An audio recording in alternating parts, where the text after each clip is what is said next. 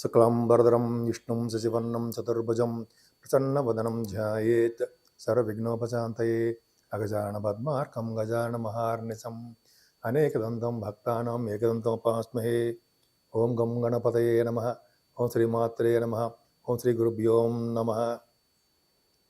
మా ఆది ఆస్థాలను చూస్తున్నటువంటి మీ అందరికీ, అలాగే దేశాల్లో విదేశాల్లో కూడా నివసిస్తూ నన్ను ఎంతగానో ప్రోత్సహిస్తూ నా వీడియోలు చూస్తూ నాకు ఫోన్లు చేస్తున్నటువంటి మీ అందరికీ కూడా పేరు పేరున అందరికీ నా హృదయపూర్వక నమస్కారాలు. ఇప్పుడు మనం జనవరి 1 తారీఖు నుంచి 31 తారీఖు జనవరి వరకు కూడా చెప్పుకుందామండి. దానికంటే ముందర మీరు ప్రతి రెగ్యులర్గా చెప్పినట్టే మీరు మీ జాతకాలు తెలుసుకోవాలనుకుంటే మీ date of birth, time of birth and place of birth కూడా ఉండాలండి. ఉంటే మనం జాతకాలు చెప్పచ్చు. కొన్ని ప్రాబ్లమ్స్ ఉంటాయి, మ్యారేజ్ కానీ, లేకపోతే మ్యాచింగ్, వధువుకి వరుడికి సంబంధించినటువంటి మ్యాచింగ్ అంటాం కదా, అవి చేయడం కానీ, లేకపోతే గృహప్రవేశ ముహూర్తాలు, ఒడుగు ముహూర్తాలు, ఇవన్నీ కూడా మా ఆది ఆస్ట్రాలజీ తరఫున నేనే పెడతానండి. మాకు ఎవరు లేరు, నేనే పెడుతూ ఉంటాను. ఎవరు లేరంటే నేనే ఇవన్నీ జాగ్రత్త చూసి చేస్తుంటాను. మీకు ఏమాత్రం తెలుసుకోవాలనుకున్నా, మీరు ముహూర్తాలు కానీ పెట్టించుకోవాలనుకున్నా, లేదా మీరు మీ జాతకాలు తెలుసుకోవాలనుకున్నా కింద స్క్రోల్ అవుతున్న నెంబర్కి ఫోన్ చేయండి. ఒకవేళ నేను ఇలాగ షూటింగ్స్లో కానీ బిజీగా ఉన్నప్పుడు మీరు వాట్సాప్లో పెట్టండి. వాట్సాప్లో మీకు ఏం కావాలో ప్రాబ్లమ్స్ రాయండి. నేను తప్పకుండా మళ్ళీ మీకు ఫోన్ చేసి మీ పరిష్కార మార్గాలు చెప్తాను.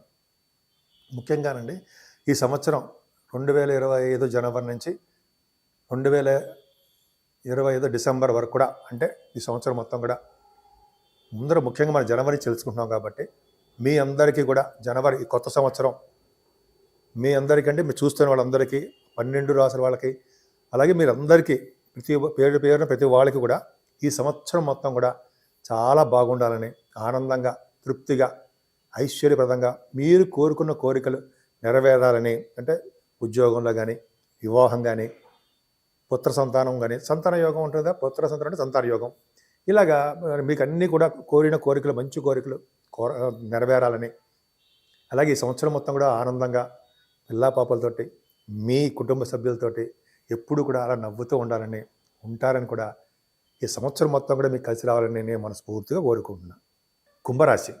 కుంభరాశి వారికి శని మీకు మీ రాశిలో ఉన్నప్పటికీ కూడా, అంటే విద్యార్థులకు మీ రాశిలో ఉన్నారంటే కష్టపడి పనిచేసే తత్వంలో మీరు ఉంటారు. కష్టపడింది ఏది ఇవ్వడం ఆయన. అలాగే మీకు కుంభరాశి వారికి ఏంటంటే జనరల్గా మీకు ఏలినాటి ప్రభావం ఉంటుంది అది అనుకుంటాం కదా, అలా ఉంది, ఓకే. కానీ ద్వితీయ భావంలో శుక్రుడితో కలిసిన రాహు అండి. మీ రాశికి పంచమాధిపత్యం వచ్చినటువంటి శుక్రుడు మంచివాడు, రాజయోగకారకుడు. రాజయోగకారకుడు అంటే శుభాలు కలిగించే శుక్రుడే బాగున్నాడు. ద్వితీయ భావంలో ఉండడం వల్ల కంఠధ్వని బాగుండడం, ఉచ్చస్థితిలో ఉన్నాడు. పైగా శుక్రుడు ద్వితీయ భావంలో రాహుతో కలిసి ఉన్నాడంటే మీకు ఫైనాన్షియల్ స్టేటస్ని పెంచుతాడండి. అంటే ఆర్థికంగా మీకు బాగా వృద్ధి కలుగుతుంది. బంధువుల పట్ల ప్రీతి ఎక్కువగా ఉంటుంది. బంధువులు అంటే బాగా ఇష్టం మీకు. అలాగే మీకు మీ కుటుంబంలో వృద్ధి కలుగుతుంది. ద్వితీయ భావంలో శుక్రుడు అంటే వృద్ధి కలుగుతూ ఉంటుంది. అలాగే కంఠధ్వని, గాయని గాయకులకి శుక్రుడు ద్వితీయ భావంలో ఉంటే గాయని గాయకులకి విశేషమైన సంపదలు, కీర్తి ప్రతిష్టలు వస్తాయి. పైగా అష్టమాధిపతిగా అయ్యాడు కాబట్టి దూర ప్రయాణాల్లోనూ అదే విదేశ పర్యటన చేస్తారు. అక్కడ ప్రోగ్రామ్స్ కూడా ఇస్తారు మీరు అవి విదేశాల్లో. అంతేకాకుండా మీకు యాంకరింగ్ వృత్తిలో ఉన్న వాళ్ళకి బాగా డెవలప్ అవుతారండి. ముఖ్యంగా ధనయోగము, వస్త్రాలు, ఆభరణాలు, అలాగే విద్యలో బాగా రాణించడానికి అవకాశాలు ఎక్కువ ఉంది. కంఠధ్వని బాగుండము, ముఖవర్చస్సు బాగుండడము. శుక్రుడు ద్వితీయ భావంలో ఉండే మాటలు కాదు కానీ వచ్చే స్థితిలో ఉన్నాడు కదా, ఎగ్జాల్టేషన్లో ఉన్నాడు. అంటే ఆయన పరమోచ్చలో కూడా ఉంటాడు అనుకోండి. చెప్తాడు శుక్రుడు గురించి మనం చెప్పుకుందాం. మీకు ఒక్క శుక్రుడు చాలండి, మంచి రాజయోగాన్ని ఇస్తాడు. అంటే సర్వ సంపదలను ఇవ్వడానికి అవకాశం ఉంది. తల్లిగారికి ఆరోగ్య పరిస్థితి కూడా 4th హౌస్ లార్డ్ ద్వితీయంలో కూడా ఉన్నాడు కదండి. అంటే క్షేమం అంటే ఏంటంటే కంఫర్టబుల్నెస్ ఎక్కువ ఉండడం, అంటే 2nd హౌస్లో ఉండడం మంచిదే. ఇప్పుడు 4th భావం గురించి చూసుకున్నాం అనుకోండి. 4th భావంలో గురుడు, 4th భావాధిపతి ద్వితీయంలో ఎగ్జాల్టేషన్లో ఉన్నాడు. అంటే గురు శుక్రుల పరివర్తన సూపర్, ఎలా ఉంది, బ్రహ్మాండంగా ఉంది కదండి. అంటే తల్లిగారి యొక్క దీవెనలు, తల్లిగారి యొక్క ఆరోగ్య పరిస్థితి మీకు ఎక్కువ ఉంటాయి. మాతృప్రేమ మీకు ఎక్కువ ఉంటుంది, ఒక్క ముక్కలో చెప్పాలంటే. అలాగే గురుడు కూడా ఉన్నాడు కాబట్టి విద్యలో బాగా రాణిస్తారు. అంటే పైగా 4th హౌస్ లార్డ్ బాగా ఉచ్చ స్థితిలో ఉన్నాడు కాబట్టి మీకు సంపదలు పెరగడము, ఉన్నతమైన మార్కులతో పాస్ అవ్వడము విద్యలో, అద్భుతంగా ఊహించరు, అంత బాగా డెవలప్ అవ్వడానికి అవకాశం ఉంది. అలాగే మీరు వస్త్రాలు, ఆభరణాలు, గృహ సౌఖ్యము ఇవన్నీ మీకు శుక్రుడు ఇస్తాడండి. ముఖ్యంగా వస్త్రాలు బాగా ఇస్తాడు, ఆభరణాలు కూడా బాగుంటాయి. ముఖ్యంగా సంగీతం, ఫోర్త్ భావం కూడా సంగీతమే. సంగీతము శుక్రుడు ఎగ్జాల్టేషన్లో ఉన్నాడు. అంటే సంగీత సాధన చేసే వాళ్ళకి, మ్యూజిక్ డైరెక్టర్స్ ఉంటారు సరే, మ్యూజిక్లో ఉంటారు, కంపోజ్ చేస్తారు, మ్యూజిక్లో ఉంటారు కదా వాళ్ళకి, తర్వాత నృత్య కళాకారులకి గురుడు ఫోర్త్ భావం ఉన్నాడు కాబట్టి సాహిత్య రంగంలో ఉన్న వాళ్ళకి కూడా అద్భుతమైన అవకాశాలు బాగున్నాయి. కంఫర్టబుల్నెస్ ఎక్కువ. రైతులకి పంటలో లాభాలు రావడానికి అవకాశం ఉంది. అంటే వాళ్ళకి డబ్బులు వచ్చే యోగం ఉంది. ఇంకా చూడండి, రెండో భావం సెకండ్ హౌస్లో శుక్రుడు, ఫోర్త్ భావంలో గురుడు. అన్నిటికంటే ముఖ్యమైనదంటే ఆరో భావంలో కుజుడు. ఆరో భావంలో కుజుడు అంటే ఏంటంటే అన్ని రంగాలు, అన్ని విషయాల్లోనూ సక్సెస్ రేట్ని ఇస్తాడు. కుజుడు ఉన్న ఆరో భావం అంటే పొలిటికల్ రంగంలో ఉన్న వాళ్ళకి మంచి పదవులు, ఐశ్వర్యము, అలాగే వాళ్ళకి ఉన్నతమైనటువంటి గౌరవము దక్కుతూ ఉంటుంది. అంటే పొలిటికల్ రంగంలో వాళ్ళకి చిన్న చిన్న ప్రాబ్లమ్స్ ఉంటాయి, అది ఎవరికైనా ఉంటాయి, కానీ వాళ్ళకి మాత్రం మంచి అవకాశాలు బాగా ఉన్నాయండి. పదవులు రావడానికి అవకాశం ఉంది. అలాగే కుజుడు ఆరో భావం ఉండడం వల్ల గవర్నమెంట్ ప్రొఫెషన్, మీరు సివిల్ సర్వీసెస్ రాస్తున్నారు, గ్రూప్స్ రాస్తున్నారు, ముఖ్యంగా ఆడవాళ్ళకి చెప్తున్నారండి, మీరు రాస్తున్నారు కదా, ఎగ్జామ్స్ రాస్తున్నారు, వాటిల్లో మీరు విజయం సాధించడానికి అవకాశాలు ఉన్నాయి. ముఖ్యంగా పంచమాధిపతి కూడా చెప్తామండి. 5th హౌస్ లార్డు మీకు బాగున్నాడు. పంచమాధిపతి బుధుడు దశమంలో ఉన్నాడు. తర్వాత 24వ తారీఖు నుంచి మీకు 12వ భావంలోకి వస్తాడు. మంచిదే. అంటే జనరల్గా ఏంటంటే పంచమాధిపతి ఎలా ఉన్నాడంటే ఖర్చులు అధికంగా ఉండడము, మంచి మంచి సంతాన యోగం కలగడము, అలాగే మీరు విదేశాలు వెళ్ళడము, ఇంకా చెప్పాలంటే ఈ స్టాక్ మార్కెట్లో పెట్టుబడి పెడతారు కదా, వాళ్ళు సక్సెస్ఫుల్గా ఉంటుంది. 24వ తారీఖు నుంచి ఖర్చులు, స్టాక్ మార్కెట్ పెట్టుబడి అంటే మీకు ఇన్వెస్ట్ చేయడం వల్ల లాసులు రావడానికి అవకాశం ఉంటుంది, అంటే ఆడడం వల్ల స్పెక్యులేషన్. కానీ సినిమా రంగ పరిశ్రమలు, కళారంగ పరిశ్రమలు మాత్రం అభివృద్ధికరంగానే ఉంటుంది. ఇంకా కుజుడు చెప్పినట్టుగా రియల్ ఎస్టేట్ రంగంలో బాగా డెవలప్మెంట్స్ ఉంటాయండి.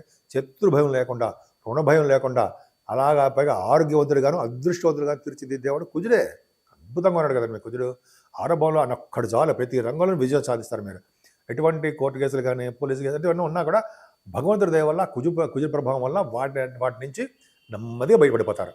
అంటే బయటపడమంటే మీకు ఫేవరబుల్గా మీకు మంచి జరగడానికి అవకాశాలు కుజుడే ఇస్తాడు. బ్రహ్మాండంగా ఉన్నాడు, ఏం భయపడాల్సిన అవసరం లేదు. అలాగే విదేశాలు వెళ్ళడానికి స్టాంపింగ్ అవుతుంది, అక్కడ బ్రహ్మాండంగా ఉంటుంది. అలాగే మీకు H1B వీసా అంటాం చూసారా, అది విదేశాల్లో ఉంటారు సార్, విదేశాల్లో కూడా ఫోన్ చేస్తుంటారు కదా మీరు. సో వాళ్ళకు కూడా మంచి అద్భుతమైన ప్రతిభ బాగుందండి. కుజుడు ఆరోభావంలో ఉన్నాడంటే అన్ని రంగాలను విజయం సాధిస్తారు. ముఖ్యంగా మీ మేనమామలకి చాలా బాగుంటుంది. సప్తమ స్థానాన్ని శని చూస్తాడు, సప్తమ విభావంలో ఉన్నాడు. అంటే ఏంటంటే భార్యాభర్తల విషయంలో కొద్ది చిన్న ఏదైనా మనస్పర్ధలు, చిన్న మిస్అండర్స్టాండింగ్స్ వస్తాయి. అంత మాత్రాన వాళ్ళు విడిపోతారని ఏమాత్రం చెప్పవలసిన అవసరం లేదు. ఎందుకంటే గురుదృష్టి పర్ఫెక్ట్గా సప్తమాధిపతికి ఉంది. అంటే మ్యారేజెస్ లేట్ అవ్వడము, ఓ పట్టాన్ని దగ్గరకు వచ్చి సంబంధాలు కాలేకపోవడము, ఇవి జరుగుతూ ఉంటాయి. అష్టమ స్థానంలో కేతువు మంచివాడే, ఎందుకంటే గురుదృష్టి ఉంది కాబట్టి. అంటే ఇంతకుముందు ఒక్క కేతువు ఉండడం వలన అనారోగ్య సమస్యలు, మీకు ప్రాబ్లమ్స్ వచ్చాయి. అంటే ఓ పక్కన ఏలినట్టు ప్రభావం, ఓ పక్కన అష్టమ కేతు ప్రభావం వలన ప్రాబ్లమ్స్ ఉండేవి. ఇప్పుడు ఏంటంటే అష్టమ స్థానంలో కేతు ఉన్నప్పటికీ గురుదృష్టి ఉండడం వల్ల, ఏమైనా శని వల్ల ప్రభావం వల్ల మోకాళ్ళ నొప్పులు, కీళ్ళ నొప్పులు, వాళ్ళు నొప్పులు, అనారోగ్య సమస్యలు ఉంటాయి. గురుదృష్టి ఉండడం వల్ల కేతువుకి వాటి నుంచి నెమ్మదిగా బయటపడిపోవడానికి అవకాశం ఉంది. అష్టమ స్థానంలో కేతు ఉన్నాడంటే ఇది చేసిన కేసులు కానీ ఇవన్నీ ఉంటాయి కదండి, చిన్న చిన్న ప్రాబ్లమ్స్ ఉంటాయి కదా. గురుదృష్టి ఉండడం వల్ల వాటన్నిటి నుంచి కూడా కొద్దిగా మీ భగవంతుడి దేవర మీరు సక్సెస్ అవుతారు. తలవంతరంకి వచ్చే ధనయోగం ఉంటుంది, అదృష్టవంతులుగా ఉంటారు, సేవకాజనం ఉంటుంది, ఇన్ని ఉన్నాయండి. మీకు భాగ్యస్థానాన్ని కుజుడు చూస్తున్నాడు, శుక్రుడు కదా భాగ్యాధిపతి. మీకు మీ రాశికి భాగ్యాధిపతి శుక్రుడు అయ్యాడు కదండి. 4th house lord, 9th house lord ద్వితీయంలో ఉన్నాడంటే అసలు మీరు పట్టిందల బంగారం అంటారు, అంత బాగుంది. అంటే మీ జాతకాల ప్రకారం చూసుకోవాలి తప్ప ఇవందరికీ ఏ ఒక్కరు ఉద్దేశం చెప్తే మాత్రం కాదు. ఇదందరూ కూడా మనం నాలెడ్జబుల్ కోసమే, తెలుసుకోవడం కోసమే చెప్తాం. భాగ్యస్థానాన్ని కుజుడు చూడడము, భాగ్యాధిపతి వచ్చేసేది ద్వితీయ భావం ఉండడం వల్ల ఏమవుతుందంటే ముఖ్యంగా రియల్ ఎస్టేట్ రంగంలో ఉన్న వాళ్ళకి వ్యాపారాభివృద్ధి ఉంటుంది. అలాగే సాఫ్ట్వేర్ రంగ ఉద్యోగస్తులకి సాఫ్ట్వేర్ వ్యాపారాలు బ్రహ్మాండంగా ఉంటాయి. ఎలక్ట్రిసిటీ, ఎలక్ట్రానిక్స్, కమ్యూనికేషన్స్, ఈ ఫార్మా రంగ వ్యవస్థలు, ఇవన్నీ కూడా ఫార్మా రంగము, ఈ ఆటోమొబైల్ ఇండస్ట్రీస్ అంటే కుజుడు కారకత్వాలు ఉన్న వాళ్ళన్నీ కూడా, కుజుడు శని కూడా కారకత్వం అనుకోండి, బాగా డెవలప్మెంట్స్ ఉంటాయి. ముఖ్యంగా ఉన్నతమైన విద్య రీచి విదేశాలు వెళ్తారు. అలాగే భాగ్యస్థానానికి కుజ దృష్టి ఉండడం వల్ల తీర్థయాత్రలు చేస్తారండి మీరు. గురువు గారితోటి, పీఠాధిపతులతోటి, అమ్మవారి యొక్క దర్శనాలు, సుబ్రహ్మణ్య స్వామి వారి యొక్క దర్శనాలు, శివుడి యొక్క దర్శనాలు, వెంకటేశ్వర స్వామి యొక్క శని ప్రభావం ఉంది కదా, ఆ దర్శనాలు జరగడానికి మీ జాతకాల రీత్యా ఆధారపడి ఉంటుంది. త్వరలోనే మీరు దర్శనాలు చేసుకోబోతున్నారు. సంపదలు కలగబోతున్నాయి. ఎందుకంటే 9th హౌస్ లార్డ్ ద్వితీయలో ఉన్నాడంటే ఖచ్చితంగా గోల్ రీచ్ అయిపోతారంటారు సార్, అలా రీచ్ అవుతారు. కష్టపడాలి. కష్టపడింది ఎవ్వరికీ ఇవ్వడు భగవంతుడు. శని భగవానుడు అసలు ఇవ్వడు.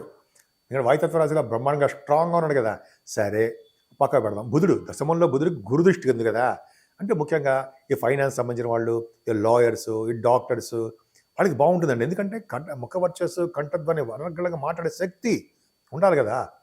అడ్వకేట్స్ అంటాం కదా వాళ్ళకి, ఫైనాన్స్ సంబంధించిన వాళ్ళు, తర్వాత డాక్టర్, అది కొంతమందికి ఏంటంటే బ్యాంకింగ్ రంగం ఉంటుంది సార్, బ్యాంకింగ్, ఈ వడ్డీ వ్యాపారస్తులకి అంటారు కదా వాళ్ళకి, అలాగే ఎడ్యుకేషన్ సంస్థలో ఉన్న వాళ్ళకి, నేను గుర్తులు చెప్తాను అనుకోండి.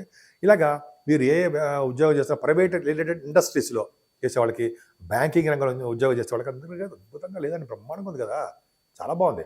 అంటే భాగ్యస్థానాధిపతి బ్రహ్మాండంగా ఉన్నాడు. దశమానికి గురుదృష్టి ఉంది. ఇంకేం కావాలండి, లాభంలో బుధుడు వచ్చేస్తున్నాడు. పంచమాధిపతి బుధుడు లాభంలో ఉన్నాడు కదండి.